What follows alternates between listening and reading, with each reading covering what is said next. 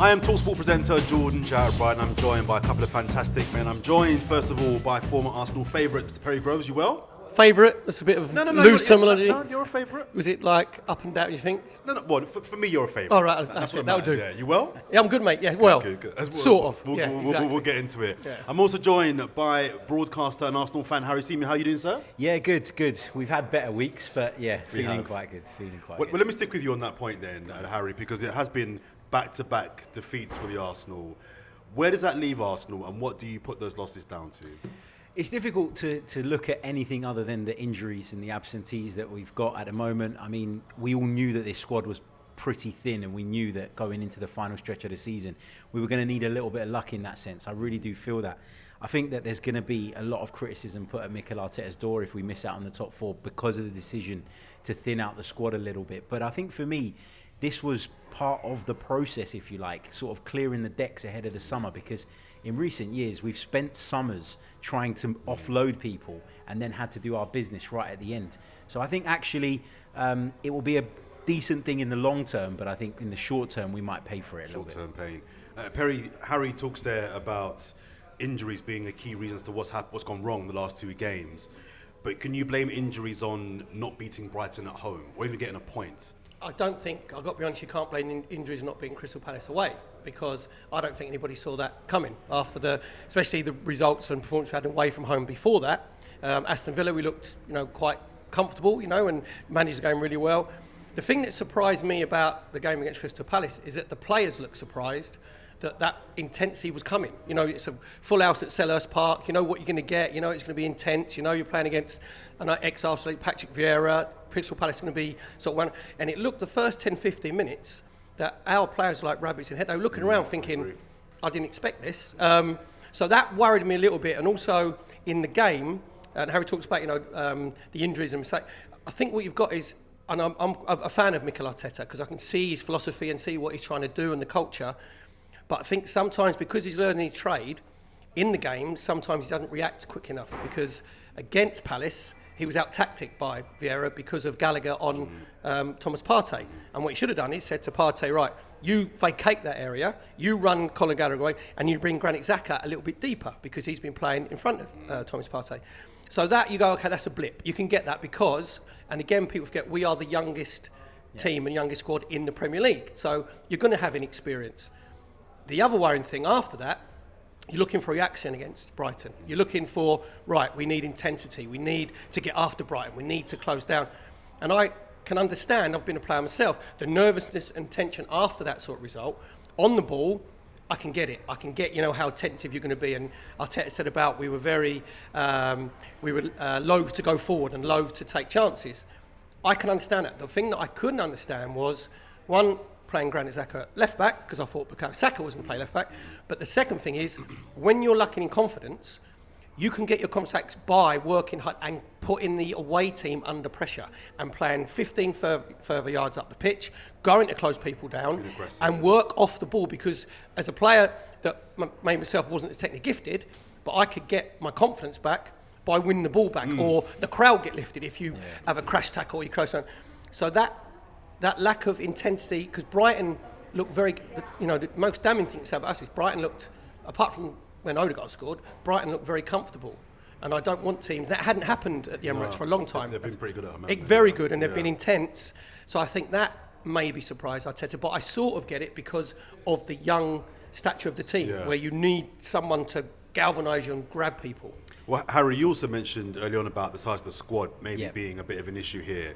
Something that a lot of people have spoken about is the lack of replacement for Aubameyang and Lacazette, the gambling on Lacazette of him being able to score the goals between January and May, see Arsenal finish fourth, now backfiring.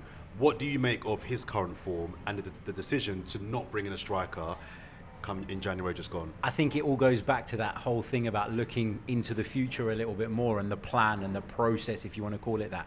You could have gone out in January and spent money on a striker that you might not have been 100% convinced on because of the feeling of panic. And also the price goes up. Exactly. You're paying exorbitant fees, So you could have done that, but then in the long term, we end up in a position that we've been in for the last few years, which is having players at the club that probably aren't the right ones to move us forward and who are on big money and we've paid big money for, that we end up stuck with. With the Aubameyang thing, to me, everybody looking at his form at Barcelona, fine, great. We all knew Aubameyang was a goal scorer.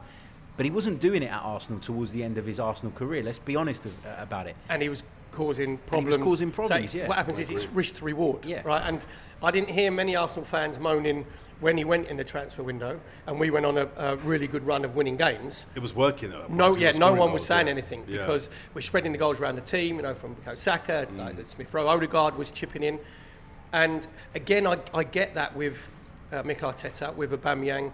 I think it was an easy decision for him to make because he wasn't scoring goals. He wasn't the Aubameyang that we'd seen in the seasons before. If it had been scoring, if it had had 17, 18 goals at that time, then he wouldn't have been got rid of. Well, that's why I don't understand. Fans say to me, we shouldn't have let him go. He's our top goal scorer. But he only scored 6 or 7. It's not like he was on 15 goals and we let him go. The other big thing as well, big thing is that everybody looks at Lacazette for the lack of goals, and agreed, he should contribute more as the centre forward. But I said right at the start of the season that going into the campaign and relying on the likes of Saka, Smith Rowe, who I don't want to criticise because they're young up and coming players, but to rely on them to increase their outputs from last season enough this season, in the space of a season, was too much to ask of them. But also as well, the culture that Arteta, and let's be honest, Arteta is a manager that is still learning his trade. If you look at the difference between Spurs and ourselves, is they have an elite manager already. Well, let's chat about Arteta then, because much of the fan base that I'm hearing is saying, you see, this is why we shouldn't have got him. We should have got an elite manager, because when it really comes down to those crunch moments, when it's all sunny and it's nice in November, whatever, well, not sunny, but when it's it's easy part of the season, we look good. But when it really matters in the Februarys and Marches and Aprils, this guy hasn't got a proven record of what he can do. Does he now need to look at it and think to himself, for Spurs to be off for half the season but now above us, is a reflection on him, or do you see it as actually the remit would have been top 6, get back into Europe, and he's slightly therefore punching above his weight? Well, I think if you said to most Arsenal fans, and we're all Arsenal fans, I'm like a massive Kuna, at the beginning of the season, if you'd have said you're going to get into April and you'll be battling for the 4th position, I'd have snapped your hands off. It's only and you can't just say, well, you kept because Manchester United are really poor. That's no one else's fault. Do you know what I mean? It doesn't have asterisks in season. Go, well, the reason that you're battling because Man United were. But when a chance comes up like that, do you not have to grab it? Well, this is the next hurdle of Mikel Arteta and his players, because the next hurdle for this young group of players is going against the bigger teams and beating them, which we played Man City, obviously first game of the year, and let's be honest, we battered them, but still lost 2-1. So that's another hurdle you have to get over psychologically. And when the pressure comes on, when you look around and you need leaders, you need characters, and these younger players haven't been in that position before. So now they're getting the expectation, because you said there, this season was going to be not a bonus, but if you could be in the top 6 and have a good cup run, then you'd have gone, okay, as long as we're improving, then that's fine. Now, I actually think when it's in your hand, which it was when we were 3 points in front with a game in hand, then it spun round within 8 days. Yeah. So and when you're manager of Arsenal, you're going to come under pressure because of the expectations. But I still see I still see us going forward. I still see us improvement under Arteta. But he needs to be backed, whether we get top 4 or we don't, because the recruitment was very good in the summer with players coming in. So now he needs to be backed, and it's not players with potential we need now. It's players that are proven. So you have to go up to that next level of how much they're going to cost. Harry, let me ask you: do you see this as an opportunity missed in terms of getting 4th? Because we look at next season and fast forward to next season, Conte will have his paws all over that Spurs team. You've got Klopp and you've got Guardiola. You've got Tuchel here as well. Man United can't be any worse. It's a hard one, because I think that I always say that the most accurate expectations or objectives that you can set out are at the start of the season, because you're not obsessing over what everybody else is going to do. You're assuming United will be good. You're assuming that Spurs will hit their level, and so you then base your expectations upon what you assuming think. That Harry Kane will still be at Spurs. Yeah, just got to try and get that some light at the end of that dark tunnel. Exactly. But you're assuming that you're basically basing those objectives on what you believe your team is capable of. And it's all good talking about opportunities opening up to finish in the top 4. You've got to be good enough and ready to take them when they come along. And I think when you're building a long-term project, which I think the hiring of Mikel Arteta shows that that's what the club are looking to do in itself. When you're going through a long-term build, I don't think you can get obsessed by what other people are doing. You need to keep focused on the process that you're working on, the development that you're working on. And so, yeah, it would be an opportunity missed. But as I always say, in any walk of life, an opportunity can come along. But if you're not ready and good enough to take it, it's irrelevant. The thing is, what you're saying now is right. You can't control what's happening at other clubs. Yeah. You can't control what's going to happen at Manchester United. You can't, but United have been so bad They this have, year. but Spurs then- have been Spurs for half a season. But then, You had it in your hands, but Perry. if Ten Hag goes there, right, it might not work out for him. You know, he's got to get players in. And there was a poignant thing I think last week. I don't agree with a lot of what Gary Neville says, but he actually said they've got to take the Arsenal remit. They've got to take and get rid of like the Deadwood Take the players hit, and, couple of and years, get all the players who are on big money. And you forget, there was a good stat the other day from when Mikel Arteta first took over to I think 2 or 3 weeks ago.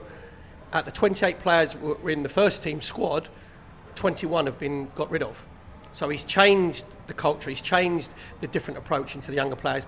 He's going to come on. I've been quite critical of him on said about with Conor Gallagher on Partey about Granit Xhaka playing at left back and then not change it quick enough at half time.